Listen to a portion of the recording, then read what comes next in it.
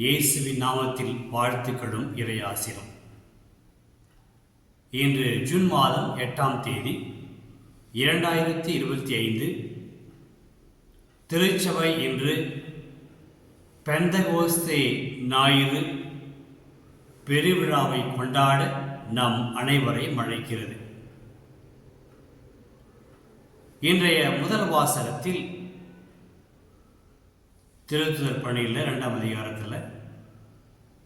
சீடர்கள் அனைவரும் ஒருங்கே கூடியிருக்கிறார்கள். அந்த நேரத்தில் தூய ஆவியானவர் அவர்கள் மேல் வருகிறார், வந்து இறங்குகிறார், அவருடைய இதயங்களை நிரப்புகிறார், அவருடைய இதயங்களுக்கு ஒளி ஊட்டுகிறார், அவர்களை முற்றிலுமாக ஆட்கொள்கிறார். இதான் பெந்தகோஸ்து நாளில் நிகழ்ந்தது. இன்றைய நற்செய்தியில் யோவான் நற்செய்தி 14ஆம் அதிகாரம் இறைவார்த்தைகள் 15 26 முடிய இந்த இறைவார்த்தைகளில் இயேசு ஒரு உறுதிமொழியை கொடுத்தார். என்ன உறுதிமொழி?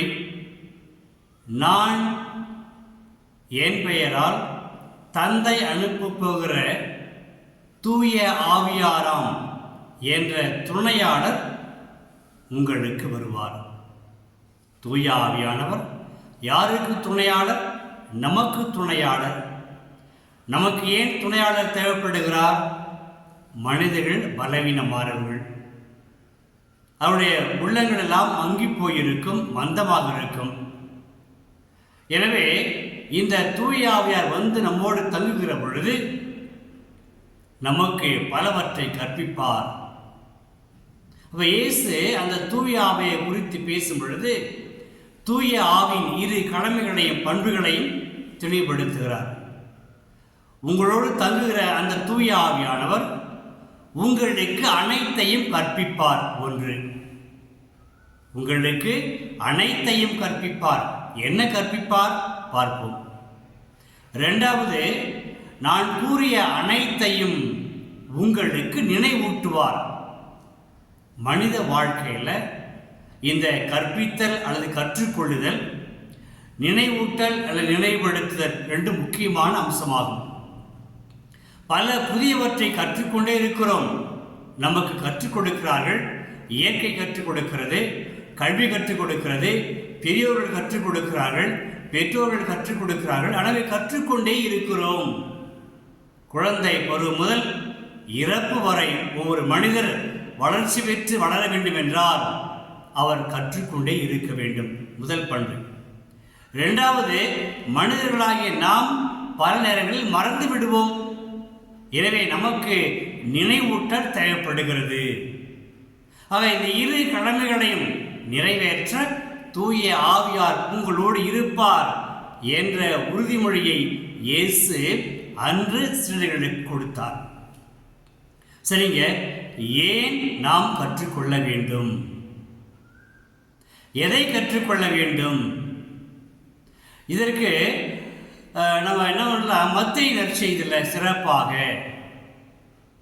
ஒரு மறைநூல் அறிஞர் இயேசுவை பார்த்து இந்த கேள்வி கேட்கிறார். மத்தேயு நற்செய்தி 22ஆம் அதிகாரத்தில் என்ன கேள்வி? முதன்மையான கட்டளை எது? அப்படி சொன்ன உடனே யாரை? இயேசுவை சோதிக்கிறான் அந்த அறிஞன்.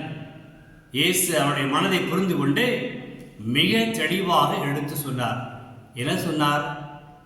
உன் முழு இதயத்தோடும், முழு உள்ளத்தோடும், முழு ஆன்மாவோடும் உன் கடவுளாகிய ஆண்டவரை அன்பு கூர்வாயாக. இதுவே முதன்மையான கட்டளை. எல்லா திருச்சட்டமும் எல்லா இறைவாக்கியர்களும் இதுதான் வலியுறுத்துகிறார்கள் என்று தெளிவாக சொன்னார். இப்போ இயேசுவின் வார்த்தையில் முழு உள்ளம், முழு இதயம், முழு ஆன்மா அதை வலியுறுத்தி சொல்கிறார். அப்போ மனித உள்ளங்கள் பிளவுபடக்கூடியவை, மந்தமாகி போகக்கூடியவை. எனவே அந்த அப்படிப்பட்ட இல்லாமல் முழு நினைவோடு, முழு ஆற்றலோடு, முழு விருப்பத்தோடு, முழு சிந்தனையோடு உன் கடவுளாகிய ஆண்டவரை நீ நம்புவாயாக. இது ரொம்ப முக்கியம் இல்லையா? மிக மிக முக்கியமானது. நாம் மனிதர்கள் பலவீனப்பட்டவர்கள். எனவே இறைவனுடைய அந்த நம்பிக்கை நமக்கு வேண்டும். இறை நம்பிக்கை நம்மை வாழ வைக்கிறது. இன்றைக்கு நிறைய மக்களை பார்க்கிறோம். திருச்சபையில் கூட, கத்தோலிக்க திருச்சபையில் பல மனிதர்களை நாடி போவது துன்ப நேரங்களில், துயர நேரங்களில். யாரை நாடி போகிறாங்க? குறி சொல்பவர்களை நாடி போகிறாங்க, ஜோசியம் பார்த்து அடையிறாங்க, மற்ற கோயிலுக்கு போகிறாங்க. எதற்காக? ஏதாவது தீர்வு கிடைக்காதா என்று ஏங்கி தவிக்கிற மக்கள். நான் சொல்கிறேன், கத்தோலிக்க மக்கள் கூட இந்த நிலையில் இருந்து கொண்டிருக்கிறார்கள் என்று.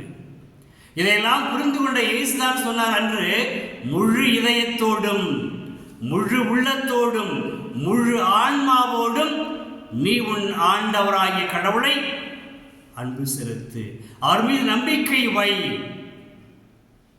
அன்பர்களே, திருப்பாடல்ல 27ஆம் அந்த சங்கீதத்தில் மிக தெளிவாக சொல்கிறார் பாடலாசிரியர், ஆண்டவரே நீரே என் ஒளி, நீரே என் மீட்பு, நீரே என் அடைக்கலம். மீண்டும் திருப்பாடலில் 118 8-9 வசனங்களில் இவ்வாறு சொல்லப்படுகிறது, ஆண்டவரே தஞ்சம், ஆண்டவரே அடைக்கலம். இந்த மனநிலையில் ஒரு கிறிஸ்துவை நம்பிக்கை கொண்ட நபர் வாழ வேண்டும். எல்லா சூழ்நிலையிலும் இறைவன் எனக்கு இருக்கிறார், எனக்கு அடைக்கலமாக இருக்கிறார், என்னை கீழே வீழ்த்தி விட மாட்டார், என்னை தாங்கி பிடிப்பார் என்பதுதான் இறை நம்பிக்கை, இறை விசுவாசம். இந்த விசுவாசம்தான் முதன்மையானது. இது முதன்மையான கட்டளையாக இயேசு அன்று கொடுத்தார். மோசே சட்டம் இதுதான் சொல்கிறது, இதை உங்களோடு தங்கி இருக்க போகிற துணையாளர் உங்களுக்கு கற்றுக் கொடுத்து கொண்டே இருப்பார். நீங்கள் மறந்து போவீர்கள், உங்கள் கவலைகள் உங்களை மறக்க செய்துவிடும். இந்த முதன்மையான கட்டளையான கடவுள் மீது நம்பிக்கை வைக்க வேண்டும் என்ற உண்மையை நீங்கள் மறந்து போவீர்கள். ஆனால் தூய ஆவியார் உங்களோடு இருந்து கொண்டு உங்களுக்கு கற்றுக் கொடுத்து கொண்டே இருப்பார். ஒன்று. இரண்டாவது, சொல்றார், உன் மீது நீ அன்பு கூறுவது போல உனக்கு அடுத்திருப்பவர் மீதும் அன்பு கூறுவாயாக. என்ன அர்த்தம்? மத்தேயு நற்செய்தியில் 12ஆம் அதிகாரத்தில் 7ஆம் அதிகாரத்தில் சொல்லப்படுது. இறைவாக்கு மிக தெளிவாக சொல்லுது. அதாவது,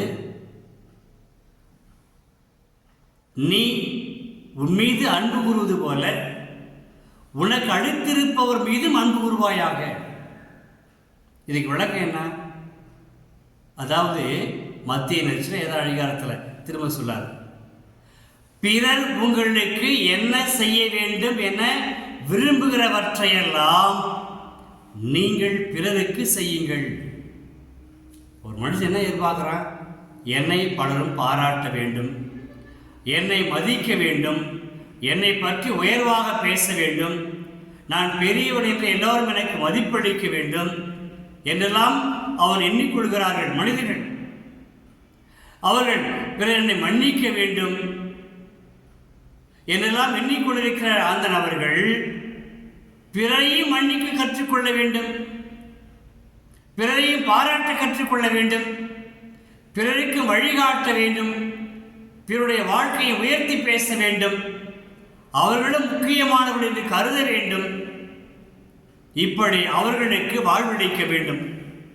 எனக்கு எப்படி வாழ்வு நல்லது, உயர்ந்தது, சிறந்தது, நான் முக்கியமானவன், சிறந்தவன், கற்றவன், அறிந்தவன் என்றெல்லாம் நான் நினைக்கிறேனோ அவ்வாறு மக்களை தூக்கி பிடிக்க வேண்டும் என்றெல்லாம் நினைக்கின்ற பொழுது, அதே நிலையில் நான் பிறரையும் நினைத்து என் அயலாரையும் நினைத்து அவர்களை பாராட்டி பேசி அவர்களை வாழ வைக்க வேண்டும். குறிப்பாக மன்னிக்க வேண்டும், பிறர் மீது இரக்கம் காட்ட வேண்டும், பிறருக்கு உதவி செய்ய வேண்டும். இவ்வாறு செய்து பிறரை வாழ வைக்க வேண்டும். அப்போ இது 2 கட்டளைகள். இது 2 கட்டளைகளை இயேசு அன்று கற்பித்தார். என்ன சொல்றார்? தூய ஆவியார் வந்து உங்களுக்கு கற்பிப்பார், நான் கூறிய அனைத்தையும் நினைவூட்டுவார். அப்ப இயேசு சொன்ன இரு கட்டளைகளையும், அந்த முதன்மை கட்டளையும் அடுத்த கட்டளை சேர்த்து உங்களுக்கு கற்றுக் கொடுத்து கொண்டே இருப்பார், உங்களுக்கு நினைவூட்டுவார். அப்ப என்ன செய்வீங்க? நீங்கள் கடவுளின் மக்களாக இருப்பீர்கள். எல்லா சூழ்நிலை மனிதர்களே, அந்த இயேசுவின் முதன்மை கட்டளை சொல்வது போல ஆண்டவர் மீது நம்பிக்கை வைப்போம். அவர் நம் மீட்பர், நம் அடைக்கலம், நம் தஞ்சம் எல்லா நிலையிலும் என்று அவரை இறுக்கமாக பற்றி கொள்வோம். நம்முடைய மனநிலையை மாற்றுவோம். கிறிஸ்துவின் மனநிலை போல நம்மிலும் வளரட்டும். பிறரை வாழ வைப்போம், பிறரை மன்னிப்போம். கிறிஸ்துவின் அன்பர்களாக திகழ்வோம். குறிப்பாக இந்த பெந்தெகோஸ்தே பெருவிழாவில் தூய ஆவியானவர் நம்மை முற்றிலும் ஆட்கொள்ள வேண்டும். நம்முடைய சிந்தனைகள், நம்முடைய எண்ணங்கள், நம்முடைய வார்த்தைகள், நம்முடைய வழிமுறைகள், நம்முடைய நடைமுறைகள், செயல்பாடுகள் அனைத்தையும் ஆட்கொண்டு அனைத்தும் கடவுளுக்கு உகந்ததாக இருக்க தூய ஆவியார் நம்மில் வருகிறார். தூய ஆவியாரை ஏற்றுக்கொண்டு கிறிஸ்துவின் அன்பு சிலர்களாக வாழ்வோம். நண்பர்களே, செபிப்போம். அன்பு நிறைந்த இறைவா, உம்மை போற்றுகிறோம், வாழ்த்துகிறோம், ஆராதிக்கிறோம். இன்றைய தூய ஆவியானவர் இன்றைய நாளில் அன்று பெந்தெகோஸ்தே நாளில் சீடர்களை உறுதிப்படுத்தியது போல, அவரை ஆட்கொண்டது போல எங்கள் அனைவரையும் ஆட்கொள்ளும் ஆண்டவரை நாங்கள் உம்மிடம் சரணடைகிறோம். நீரே ஆண்டவர், நீரே எங்கள் அடைக்கலம், நீரே எங்கள் மீட்பு என்று உம்மிடம் சரணடைகிறோம். மீது நம்பிக்கை வைக்கிறோம். எங்களை வாழ வைத்திரடும். உமது அன்பு சீடர்களாக குறிப்பாக துயரமான நேரங்களில் எங்கள் கூட இருந்தருளும். எங்களை கரம் பிடித்து வழிநடத்தும். நாங்கள் ஒருங்கி போகும் நேரங்களில், தளர்ந்து போகும் நேரங்களில் எங்களுக்கு உறுதுணையாக இருந்ததும் அடைக்கலமாக இருந்ததும். அதுபோல நாங்களும் எங்கள் வாழ்வில் பிறரை ஊக்குவித்து, பிறருக்கு நம்பிக்கை ஊட்டி, பிறரை மன்னித்து, பிறருக்கு வாழ்வு கொடுத்து வாழுகின்ற உமது அன்பர்களாக திகழ எங்களுக்கு வரமருளும். இவற்றை மகன் இயேசு கிறிஸ்து வழியாக ஜெபிக்கிறோம் தந்தையே. ஆமேன், ஆமேன். இறைவார்த்தை விதையாக